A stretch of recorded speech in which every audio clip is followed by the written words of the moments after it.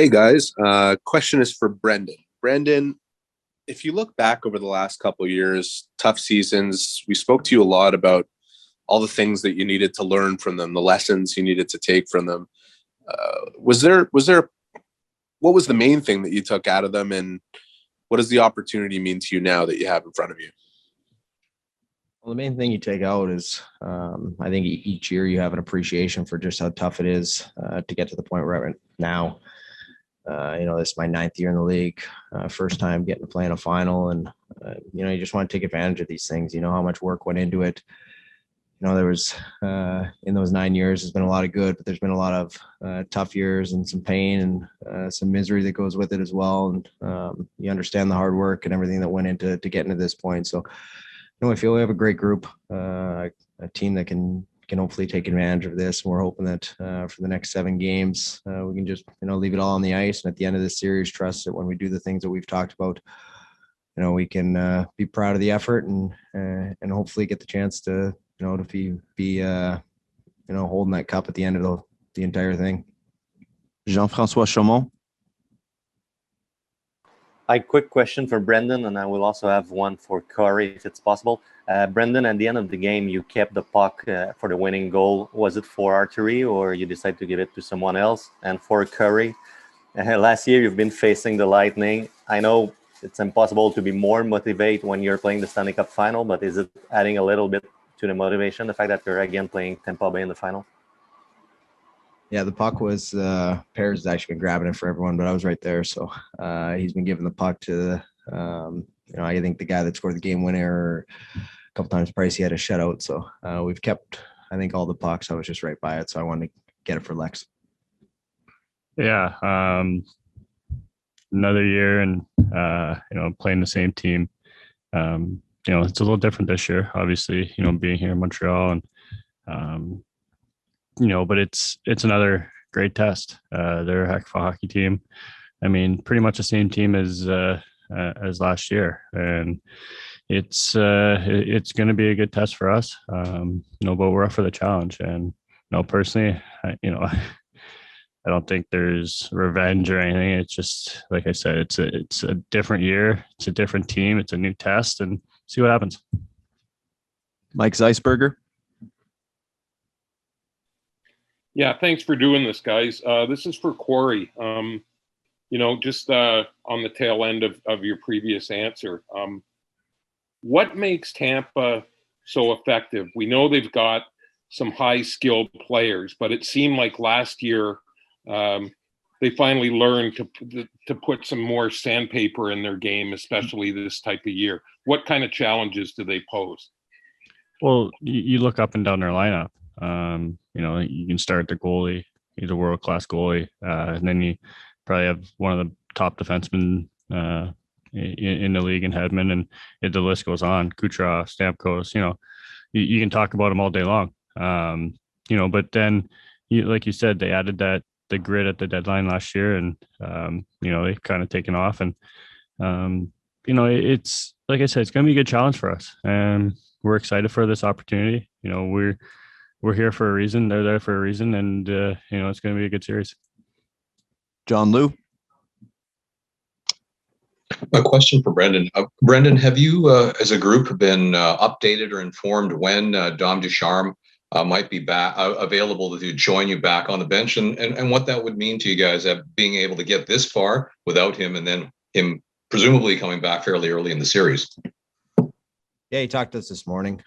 Sounds like as of now, maybe game 3. But he's been involved this whole time. Throughout the meetings, they've been able to zoom him in before games. So, I think he's still been obviously heavily involved. I think Luke, Burr, and Berkey have all done a great job behind the bench, managing the game, and making sure the right guys are on the ice. And the communication between them and Dom, I think, has still been there, and he's been just as involved as he normally would. Arpon Basu. Hey guys, if I could sneak one in for both of you, I'd appreciate that. For Corey, you knew Carey Price coming in, obviously from national teams and what have you.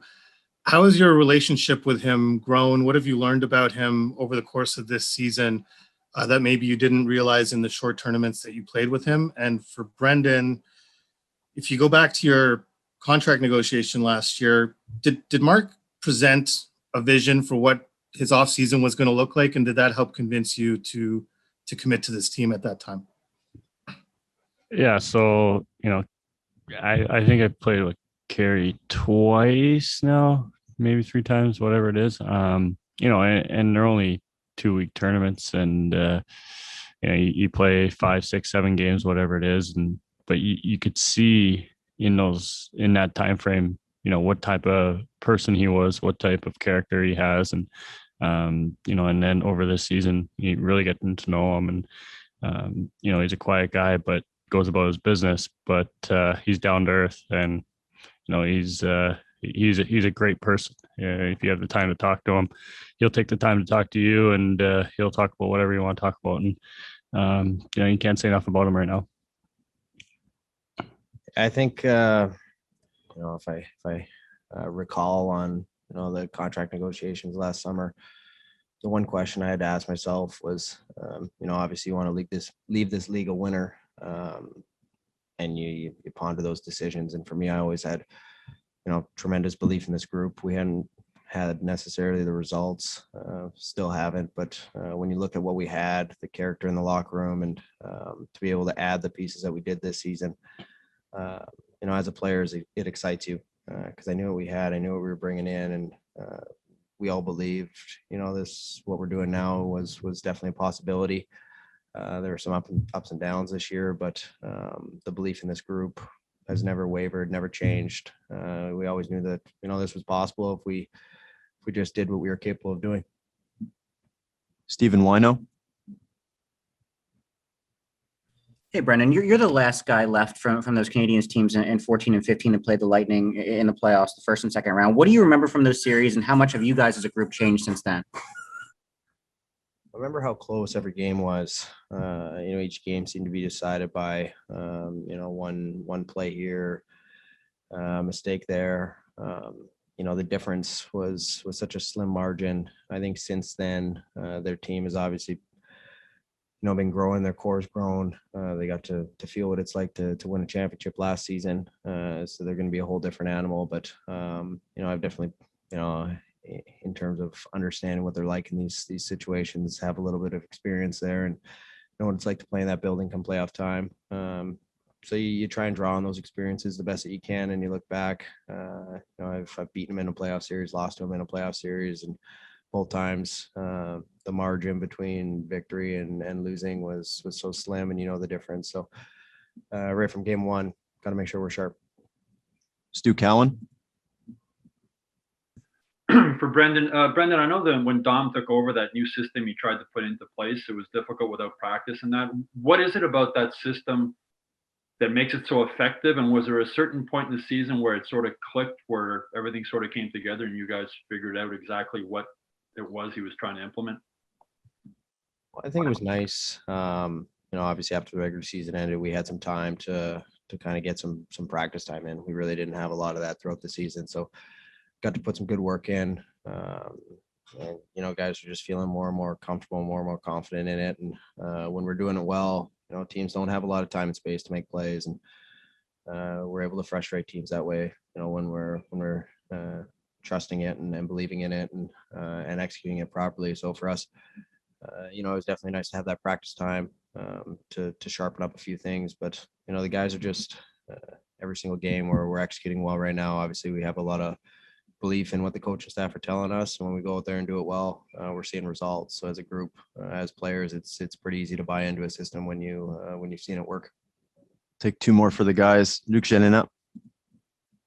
Thank you, Sam. I have a question for both of you, if I can. Probably before that series start, you told us the key last year with Dallas was to shut down, play really well defensively, and frustrate the forwards of the Golden Knights. That's what you did. So what's going to be the challenge against the Lightning? And Brendan, how do you see your job as a shutdown line against such a talented team like the Lightning?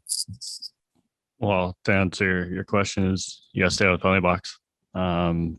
everybody knows what their power play is like and how they can move the puck and the different options they have. So, that's, one way of limiting their chances. But on the other end, I mean, you have to play well defensively. You have to check. You have to be in good spots. You have to know who's on the ice. Their D are going to be jumping into the play. They're going to be pushing the puck up the ice, and it's no different than 95% of the other teams in the league. So each night you have to be on your toes and be ready to play, because you take a shift off, and that could be the difference in that game. And so we've been talking about it that we have to be ready for game one when the puck drops and go from there. Yeah, I think, obviously tough job, but it's fun. It's a fun challenge to have. When you look at playing probably the hottest player in the league right now, he's a guy that shows up for big games, competes. His line mates aren't too bad either. So it's going to be a tough job, but the way you do it doesn't change. Frustrate them, be in their face, try to take away their time and space, understand that they're talented players, are going to make plays, are going to have their moments, but make them have to work for it, make them have to earn it. Don't give them anything easy, nothing cheap, and go from there. We believe in ourselves. We know that they believe in themselves. And when you each shift, you're just trying to win your individual battles, individual shift. And, as big as the moment is, you just try to simplify it like that and go from there. Last question, Josh Clipperton. Hey, question for Corey. Corey, you won the cup early in your career. Not sure if you at the time you expected to get back again quickly, or what it was like as a young player. But what's your message to the young guys on the team about how hard it is to climb this mountain? Don't take it for granted.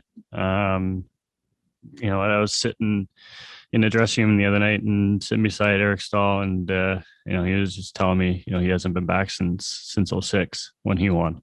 And we both looked at each other, and I said first time I was back was last year, and that was since 07. So I know the feeling. You come into this league at a young age and you have success early. I went to the conference final my first year, and then we ended up winning my second year. So you think it's going to happen over and over and over again. You can keep the same team together and just ride the wave, but that's not the case. Teams with the cap and everything going on, and teams change quickly, and you never know when that chance is going to happen. And as a group, we've talked about that, is just live the moment and enjoy it. Take it on this wild ride and have fun with it, because you never know when that next chance is really going to happen ever again. Thanks for your time, guys. All right.